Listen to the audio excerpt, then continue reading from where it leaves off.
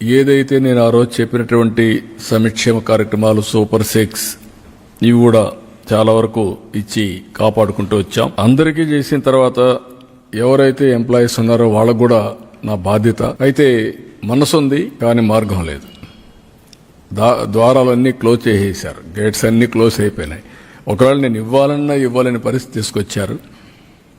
But ఏదైనా సరే ఈరోజు ఆలోచించిన తర్వాత నాకు అనిపించింది వీళ్ళకు కూడా మనం మళ్ళా కనీసం దీపావళి ముందు ఈ ప్రభుత్వం మీతో ఉంటుంది, అందరికీ చేసినప్పుడు నేను ఎవరిని కూడా అందరికంటే ముఖ్యంగా వీళ్ళు హుషారుగా ఉంటేనే నేను అనుకున్న పనులు కూడా సుజావుగా జరుగుతాయి. అందుకే పిలిపించి మార్నింగ్ అంతా కూడా మాట్లాడాం. మొన్నటి నుంచే మేము ఎక్సర్సైజ్ చేస్తున్నాం. మా ఫైనాన్స్ అయితే క్లియర్గా చెప్తున్నారు, చేతులు ఎత్తేసే పరిస్థితి వస్తే మీరు చేతులు ఎత్తేసే లాభం లేదు, ఏదైనా కానీ చేయాల్సిందే, అవసరమైతే ఎట్లా అడ్జస్ట్ చేయాలని చేద్దామని చెప్పి గట్టిగా మాట్లాడి మొత్తం అడ్జస్ట్ చేసుకుంటూ వచ్చి కొన్ని నిర్ణయాలు తీసుకున్నాం. ఆ నిర్ణయాల్లో ప్రధానంగా ఒక డిఏ ఇవ్వాలని నిర్ణయం చేశాం. నవంబర్ 1 నుంచి ఇంకొక 10 రోజులు ఉంది. నవంబర్ 1 అకౌంట్లో అడ్జస్ట్ చేసి ఈ ఒక డిఏ ఇస్తాం. ఈ డిఏ నెలవారీగా 160 crores అవుతుంది. అది ఫస్ట్ ఫేజ్, అది క్లియర్ చేస్తాం. అదే సమయంలో ఇంకొక పక్క టీచర్స్ వీళ్ళందరూ ఉన్నారు, ఇప్పుడు ఇవ్వలేకపోతున్నాం. ఎర్న్ లీవ్ కూడా పోలీసులకు మాత్రం ఒక 1 ఇన్స్టాల్మెంట్ క్లియర్ చేస్తాం. 50-50 అంటే సగం 105 కోట్లు నవంబర్లో ఇచ్చి 105 కోట్లు జనవరిలో ఇస్తాం. ఇది కూడా క్లియర్ చేస్తాం. రెండోది వీళ్ళు హెల్త్ దీనికి కాంట్రిబ్యూట్ చేస్తున్నారు. కొన్ని రాష్ట్రాల్లో ఇన్సూరెన్స్ కూడా వేయాలని చెప్పారు.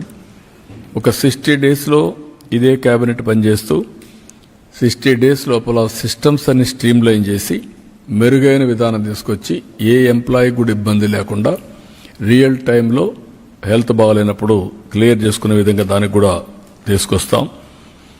ఇంకొక పక్కన చైల్డ్ కేర్ లీవ్ ఒకప్పుడు 180 డేస్ ఇచ్చేవాళ్ళం, దాన్ని వీళ్ళు మళ్ళీ అప్ టు మైనర్ అనే ఇది కూడా తీసుకొచ్చింటున్నారు. అలాంటి వల్ల ఇబ్బంది వస్తుంది.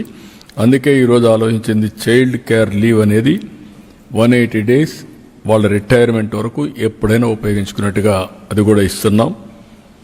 ఇంకొక పక్కన వీళ్ళ ఆఫీసులు ఉన్నాయి. ఈ ఆఫీసులన్నిటికి కూడా మనం ఒకసారి చూస్తే ఒకప్పుడు ఎగ్జంప్షన్ ఇచ్చాం ఈ ప్రాపర్టీ ట్యాక్స్ ఇవన్నీ. ఇప్పుడు ఆ మున్సిపాలిటీస్లో ప్రాపర్టీ ట్యాక్స్ అన్నీ మళ్ళా కట్టమని చెప్పి డ్యూస్ అన్నీ ఫైన్ మీద ఫైన్, పెనాల్టీ మీద పెనాల్టీ వేసే పరిస్థితి వచ్చారు. అవన్నీ కూడా రద్దు చేస్తున్నాం, అవన్నీ తీసేస్తాం. భవిష్యత్తులో కూడా ఎలాంటి పన్ను లేకుండా వాళ్ళు ఆఫీసులు రన్ చేసేది ఎంప్లాయీస్ సమస్యలపైన ఇది చేస్తారు కాబట్టి అది కూడా క్లియర్ చేస్తాం.